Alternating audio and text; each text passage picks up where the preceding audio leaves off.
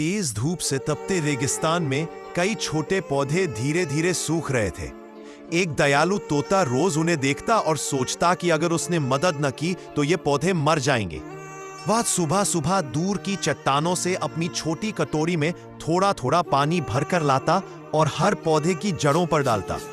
वह सूखे पत्तों से उनके आसपास हल्की छांव भी बना देता।